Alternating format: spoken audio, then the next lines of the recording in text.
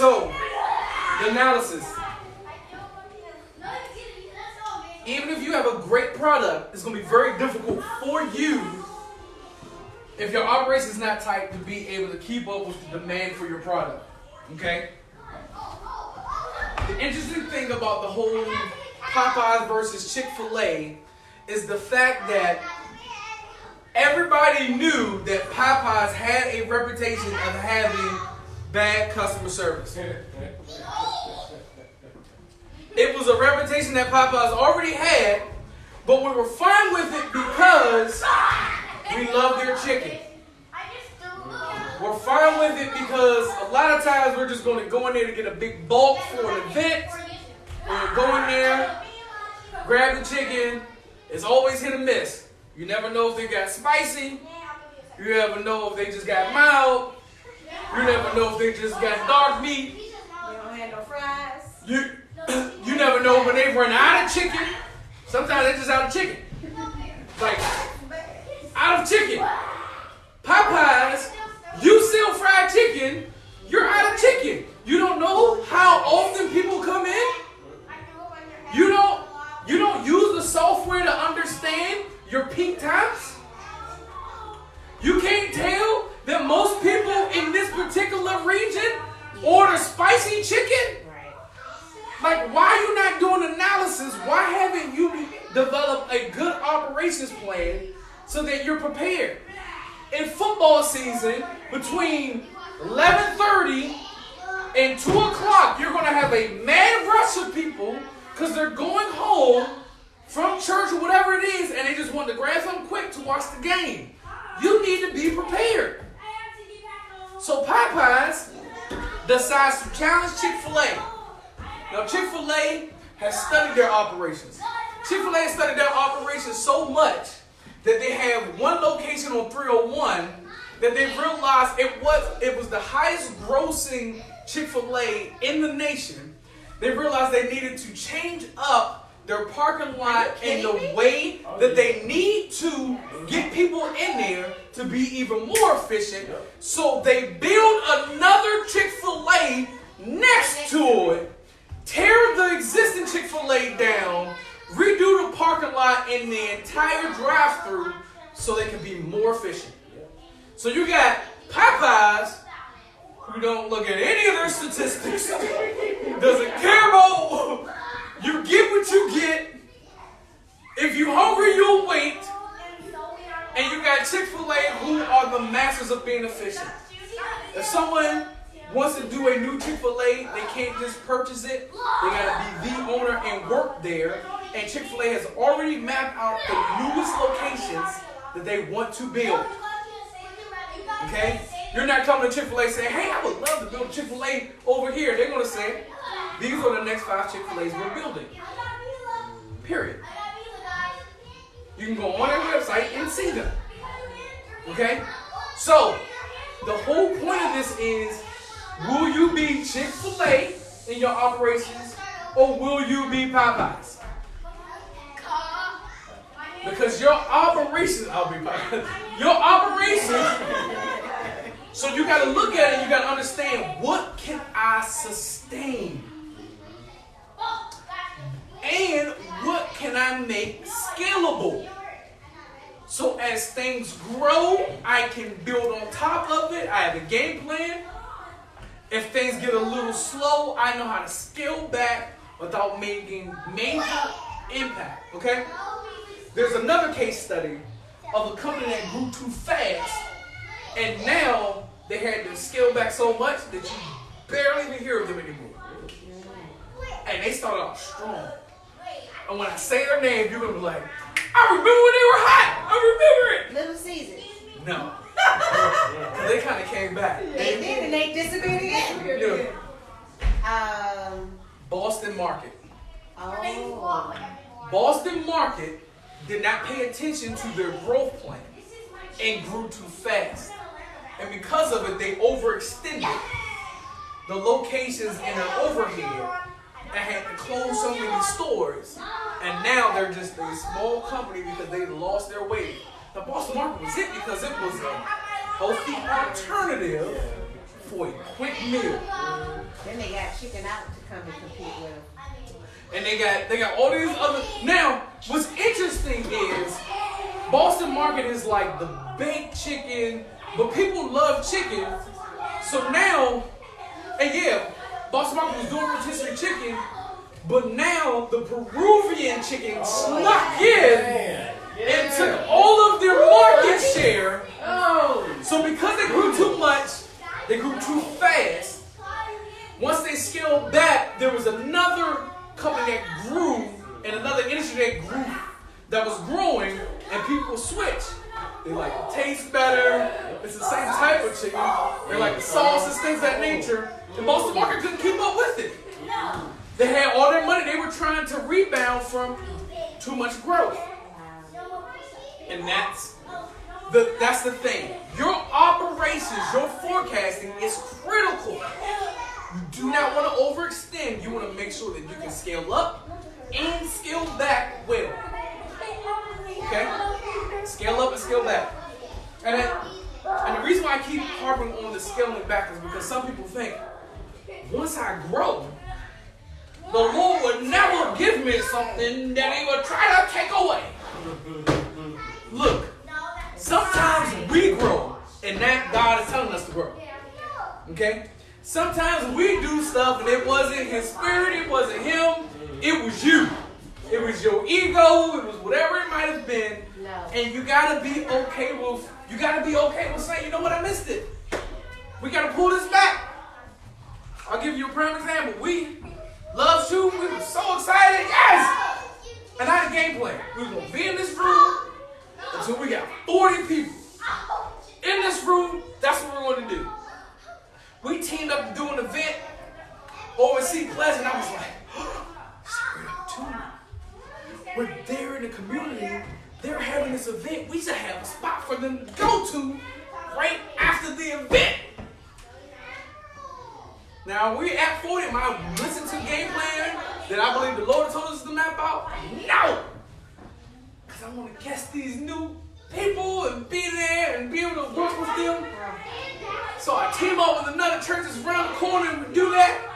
So we start doing that. You got to keep it going because, you did it one week, you got to keep doing it the next week. Then it's like, all right, well, let's move into the spot we were going to go to. Spot we were going to, more money. It was only more money, but a little bit, but it was bigger. I was like, oh, more ministry. Let's do it. And we're doing it, and we're going. And God, if you look at all of our stuff, we never said love, true, church. We always did love's true. Left it that way because we knew we were supposed to be a fluid in the community ministry. We were never supposed to be your traditional church. If we were going to be a traditional church, we were already at a traditional church setup. We could have did that. And we know how to help out in the traditional setup. But God wants us to do something different.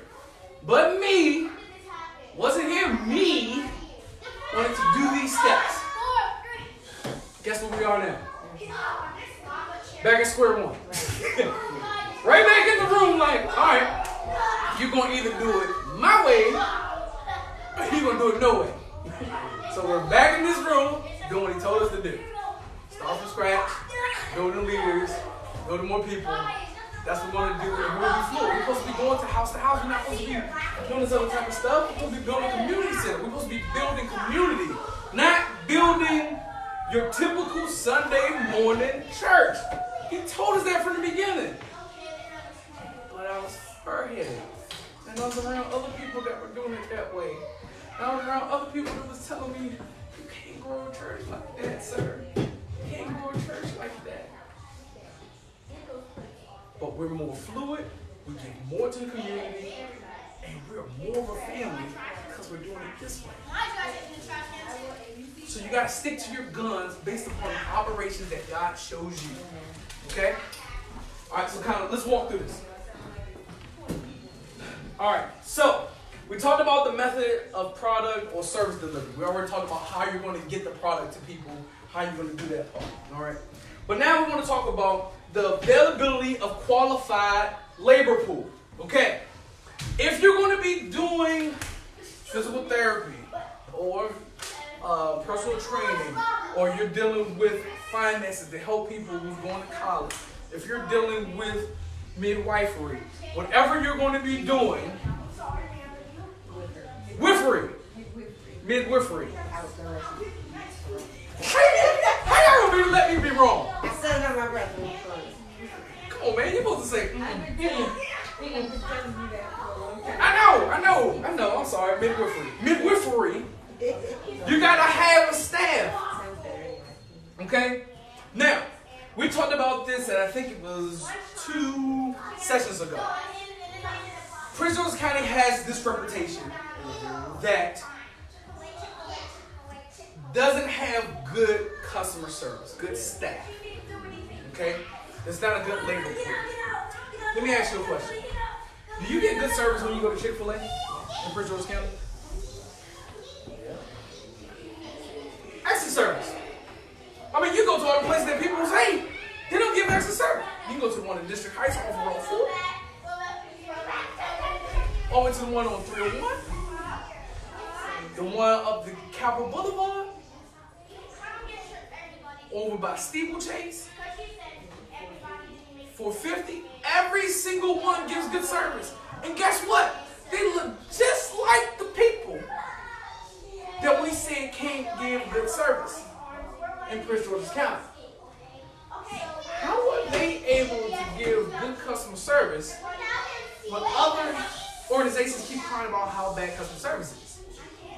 Good interviewing and making sure they understand what your core values and structure and training. The way, it's not only based on the labor pool, it's based on what you do and how you lead the labor pool. Okay? There's certain things that are technical aspects that you need to have, and that's what you need to check for. Okay? There's certain individuals, you can't be a registered nurse and not be a registered nurse with the state. Okay? You can't hold that job.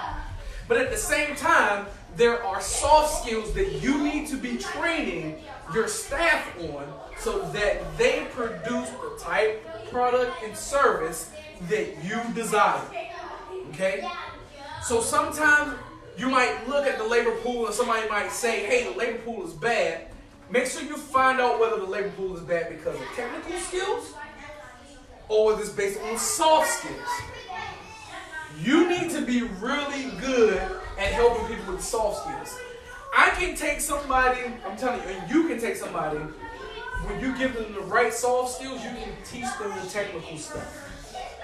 But don't lean heavily on the technical and pray that you can train them on the soft skills. Okay? That would be backwards. You don't want to do that. Okay? There was a book written about emotional intelligence. They say 80% of your job is dealing with the soft skills, how you treat people, how you interact, how you understand the emotions of your customers and the people you work with, and only 20% is technical. Okay? So if you're looking at the labor pool, you're talking about the labor pool and what is going to happen, you need to make sure that you teach your labor pool based upon soft skills, emotional intelligence, make sure they understand how to provide the service that you, the service level, the excellence that you are desiring for your business. Okay? That is going to be critical in your operations. The way that you interview people, the way that you train people after they are interviewed, and the way that you continuously motivate your people once they're on staff with you, and help them grow. They're not going to stay with your business forever. Okay? Don't look at it that way. Most people are not going to stay with your business. Okay? You're going to have some turnover. So be okay with exit interviews and understanding what can be sharpened and what can be better as well. Do not fall into the trap of people leaving, something wrong with the company. No, it's not. People move on. People grow. People develop. You should have a healthy stream of people staying with your company and people that are leaving your company. Because everybody's not going to be right for your company. Okay? You better be really good at hiring well. Be really good at hiring well. Okay? And creating a standard that they come in and understand how you operate immediately. Okay? Because they are going to represent your company. Okay. I heard Gary Vee talk about this. You can't expect people to work as hard as you do for your company. Because you're the owner of the company. So unless you allow them to have some type of motivation to work hard for your company, don't expect them to work hard just because. Okay? Man, you can't find nobody who want to work hard and do stuff like that. It's because it's not their company. So if you don't compensate them well, if you don't have great benefits at your job that you're offering, if you don't have a good work-life balance, if you don't have them motivated, if you don't set up those parameters, they're not going to work hard for you. You determine whether the person's going to work hard for you or not. This is where servant leadership kicks in. How do I serve you so that you serve our customers well?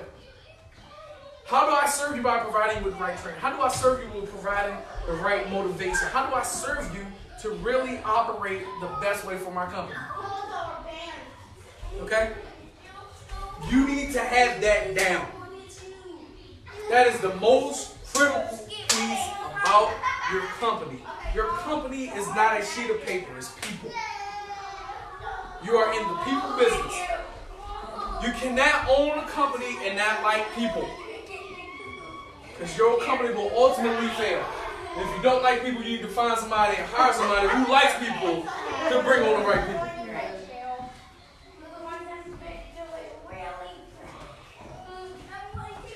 Okay? Which leads us to the next piece, which is the business partnerships. Okay? So now that I'm doing the operations, what type of business partnerships do I have? So, let's talk about this. What type of partnerships will you have with the equipment companies for the physical therapy? That's critical. If something breaks down, what type of relationship you have with the maintenance company that comes in? What type of relationship you have with the lessor that you're renting space from?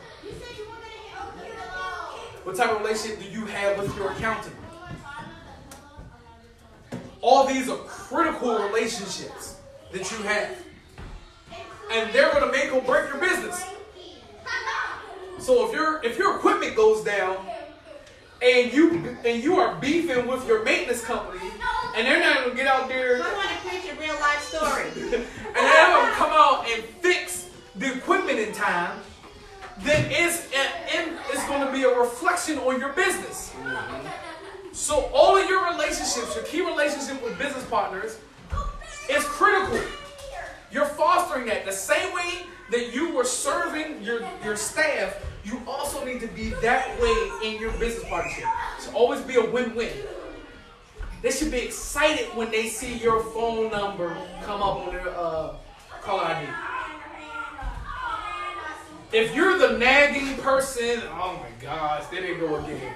Always trying to get a deal, always trying to cut corners, always. If it doesn't feel like win-win, no, if you're calling your distributor for the weights or distributors for your equipment, things of that nature, and they always like, dude, you always trying to do something. You always like, what is it now? If that becomes a relationship, it's going to impact your operations. I promise you, Chick-fil-A has great relationships with distributors for their chicken, distributors for whatever cut products, things of that nature. They probably have the same type of disposition what they have with their staff as they do with all of their business partnerships that help all their operations and all their locations run. Okay? Now, I guarantee Popeyes distributors are just like the workers, feel like they're overworked, underpaid, always having stuff to do, always feel like they're fighting and struggling to have the right resources and things of that nature. You don't want you can tell by the disposition of your staff whether you are serving them properly. So this is like operations is critical. It's critical because a lot of people can get somewhere. A lot of people cannot maintain because operations is the key. That's true for businesses. That's true for marriage. That's true for life. True for school. It's just true.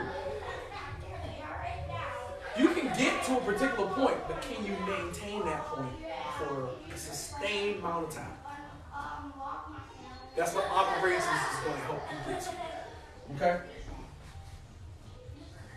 So make sure you understand the types of business partnerships you have and the purposes of those business partnerships. Okay? Next is the quality control.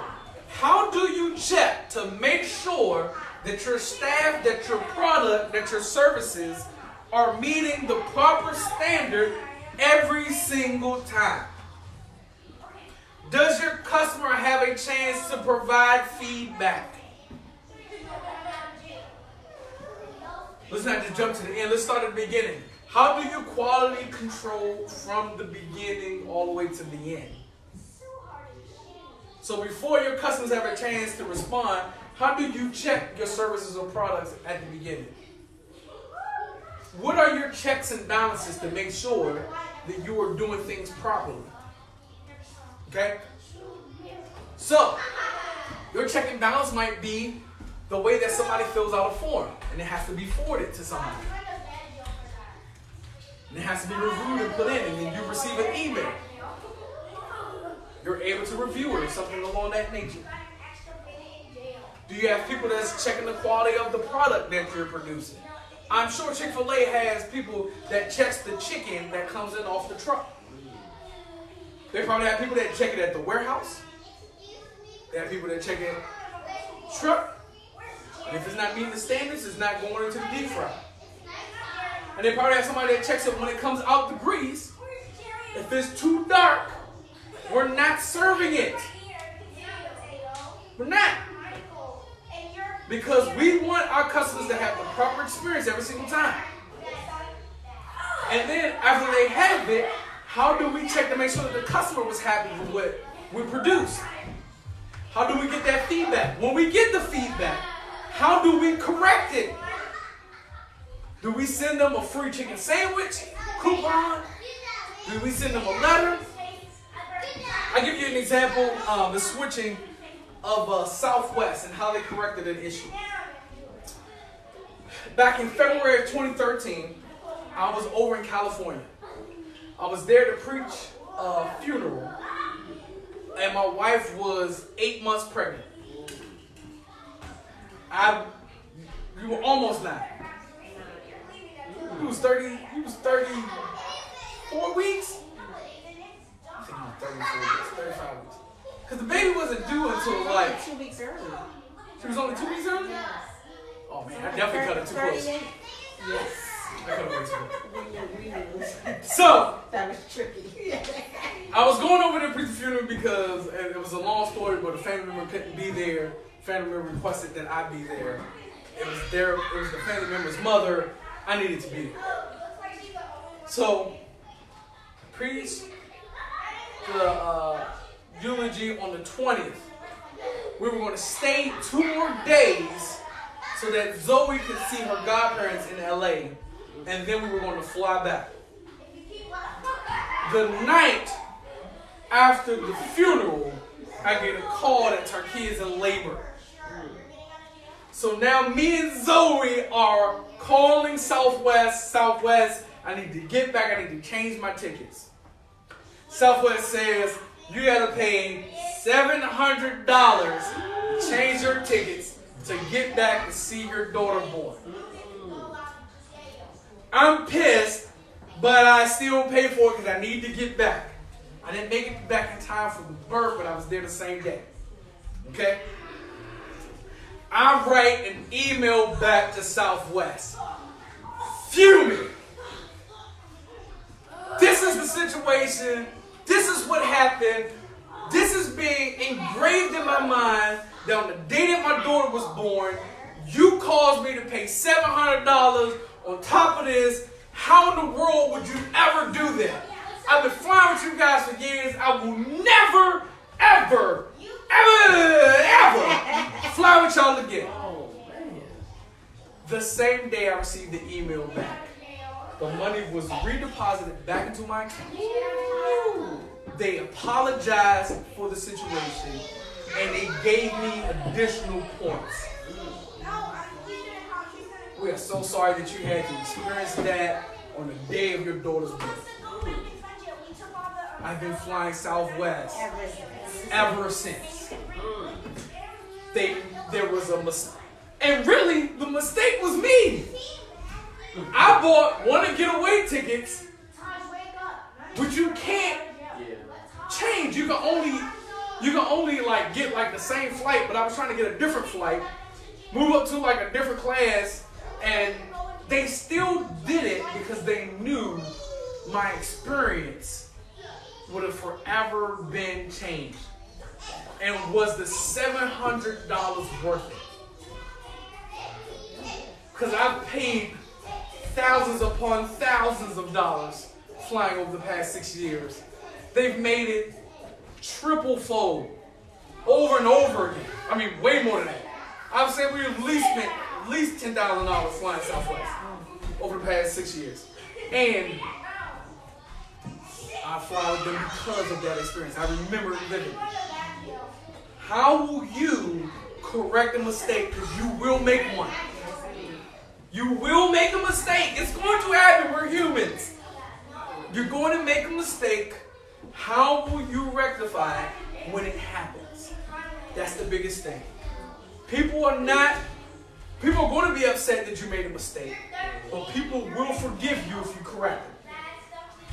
They will forgive you if you correct it, but you have to correct it. Okay? And then there's sometimes when the customer is not worth saving. And it's okay to let the customer go. Because the customer is unreasonable, and the customer is only going to be more of a headache if you keep them on than if you let them go. Okay? We see it in Ecclesiastes that sometimes the love is time to hate. Sometimes it's for peace, sometimes there's for more. You got to know when the difference is. You just got to know it. Hilarious. Okay. And so that kind of leads into, you got to make sure you have those checks and balances throughout the quality, and then you kind of get into your customer support. Okay? You want to lay out what your customer support strategy is going to be. So if someone has an issue, they can call this number. Someone have an issue, they're going to send an email somewhere. You got to make sure who's going to pick up the phone if they call a number. Who's going to respond to an email? Is there a certain limit on a refund that the customer service person can knock before they have to call a manager? Is it you? Do you need it to be a spouse? Do you need it to be another person that's going to be doing that? How will you train them to understand what you're willing to give and what you're willing to not give? Okay? You're going to have to walk through that entire customer service piece. And it's going to be critical because based on how you respond, you could get sued. So you need to make sure you document it properly to make sure that you don't get sued or you're prepared for a suit if it comes up. Okay? That's why everything is. And this is on a recorded line. Yes, and that's why they say that. This is recorded for quality purposes. And part of that quality purposes is if we go to court. So you want to listen. You got to understand what the law says. What can you say, what you can't say. Okay? We talked about that at the beginning with your key advisors, things of that nature, and you team it up with a law firm, maybe having them on retainer, things of that nature. Okay?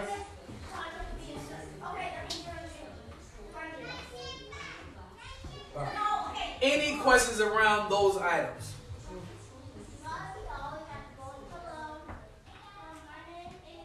If you faint in the day of adversity, your strength is small. trying to rethink it. You know what? It's not that bad working for such and such. I don't want to deal with those headaches. You know what? I do get a steady paycheck. I don't want to deal with that. If you faint in the day of adversity, your strength is small. What you're saying is you're not strong enough to run a business. You're not strong enough to handle what God has given you, has told you to do. That's what you're saying when you're like, oh man, this is too insurmountable. I can't handle this. I can't learn this stuff. I can't make the proper connections. Yes, you can. You think God will call you to do something that you can't do? How frustrating is that? I want you to build this business, but I know there's no way you can handle it. What kind of God would we serve? The God that called Moses. And we can learn a lot from Moses. Because Moses kept coming up with all the excuses. I'm not a person they were real ones. I'm not a person with good speech. I got what is it? A stammering tongue. We just keep on with excuses. Lord, why would you call me? I'm not good with paperwork. Lord, why would you call me? I'm not good with technology. Oh, my bad. My bad.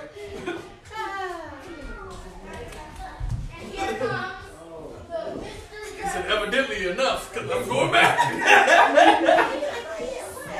I've been watching this.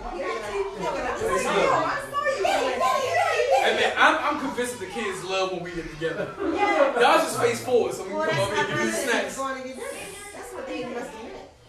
Like every time embarrassing. Somebody comes in and grabs your teeth. What are y'all doing? They don't get it in over there, the kids. So, how many excuses you can come up with? Because you know what excuses are? Excuses, I love that poem. Excuses are monuments of nothingness. Those that use them accomplish nothing. Imagine that. Yeah, this is the excuse right here of why I didn't start the business. I'll just put that on my mantle. Anyone ever asked me, hey, why you didn't start my business? Right here. My excuse was I didn't have the time or the energy to do it. This is my monument. This is why I'll show people. I'll go before God. God, this is why I didn't accomplish what you told me to do. Here's my monument of excuses. Would you take this as a worship offering? I know you created my life to do great things and to do that business. You gave me the vision to do it. But I thought this would be the new idol. I don't think I should follow what you're telling me to do. This is my idol of excuses of why I don't do it. That's what we'll end up doing if we don't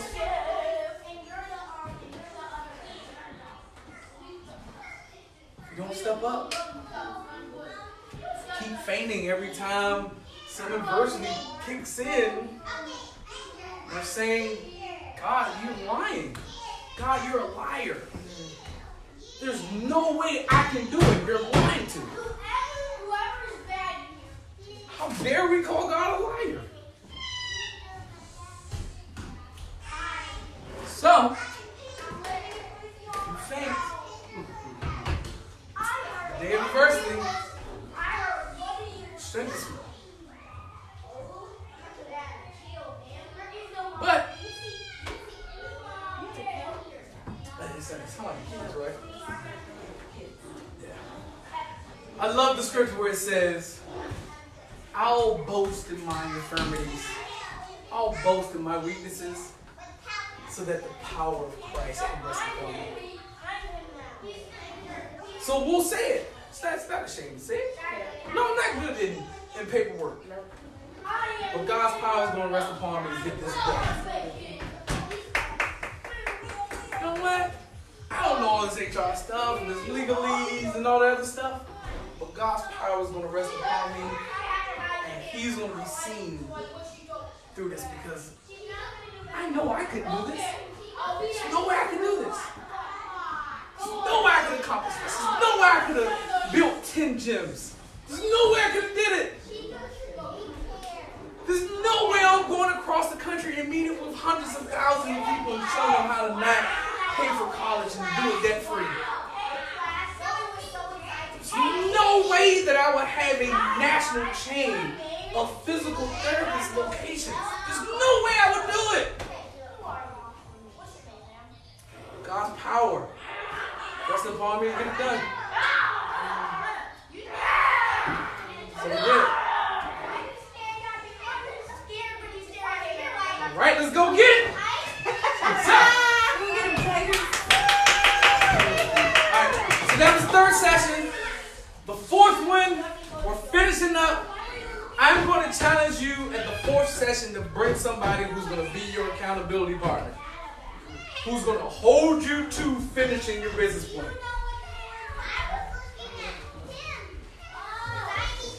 Bring your accountability partner. If it's your spouse, bring them. The next session is going to be on the 21st. We're going to go through that. If you need to go back through the notes, I'll post this up. I'll be able to splice it together on the app. If you don't have it already, please download it so you can see all the different videos. It's under finances, and you can see the different business plan workshops and go back and watch those, okay? So you can take the notes. Also, we're doing this class for free. You'll be able to watch it online for free, but if you want to sow into the ministry, if you believe that this is good ground, that God has placed something on your heart to help us to continue to do this, to build the community centers, to help create leaders, to do these type of things, provide us food, things of that nature, you can give on the app. You can also give here on Cash App. This is the hashtag, $LoveTruth. You go on our website, lovetruth.org to give. Or you can text the give at 240-449-3770 and put the $ and the amount. It's going to ask you to put in your information. Once you do it the first time or have your information, you can continually give that way. Those are the things that you can give to. And that concludes our third session. So our next business session will be on September 21st at 6:30. We'll be wrapping up. We will be talking about, let me go back so we can look at the entire list. We'll be talking about the financial plan. All right? We'll talk about the finances, how you can write those out. Talk about any critical risk factors. So what are some things that could possibly go wrong? How you're going to mitigate those risks. We'll talk about all the backup documentation that you need to do. And then we'll talk about what should be in your executive summary. Now you've done the research. How do you splice that stuff together and have it in the front to make it concise so that people can quickly read that, okay? And then I'll probably talk a little bit about, in a financial plan, how do you pitch this to people to understand what you're doing, what their investment could do, how to get their investment back, and if you ever plan to sell your business, what your exit strategy would be, that type of stuff. Okay, so we'll talk about that on the 21st. Also, if you want more videos to help you understand business, leadership, things you could be doing, we offer Right Now Media. Has over 10,000 videos dealing with faith, dealing with family issues, dealing with leadership, kids videos, that type of stuff. If you want that for free, we're offering that. All you gotta do is send me an email at info@lovetruth.org, and I'll send you a free account so you can watch that and look at other things of how you can sharpen yourself as well, okay? Any questions? Points of clarification? Good. Right. So now we close out in prayer, play a little music, y'all can hang out, kick it. What we're gonna do? I think Target's gonna go upstairs and go to sleep though. I think she's tired, but How'd you know? because you were asleep before this. I wasn't, actually. Turkey, I was like, Turkey, what you doing? She laid up in bed. I said, people will be in 30 minutes. Baby, you know this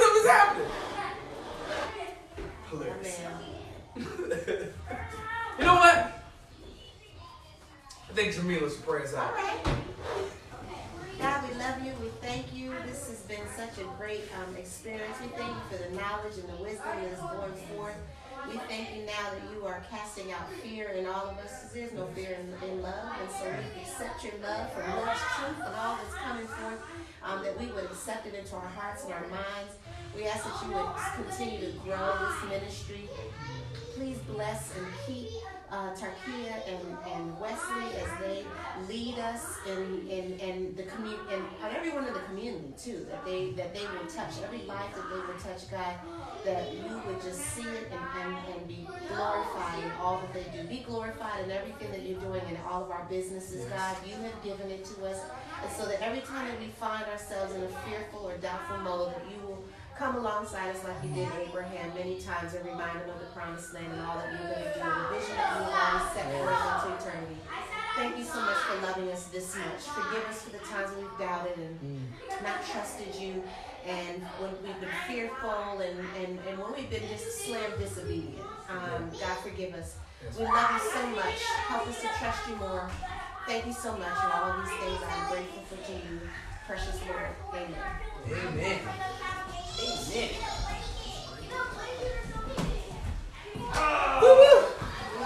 That's what happened. You let intercessors pray.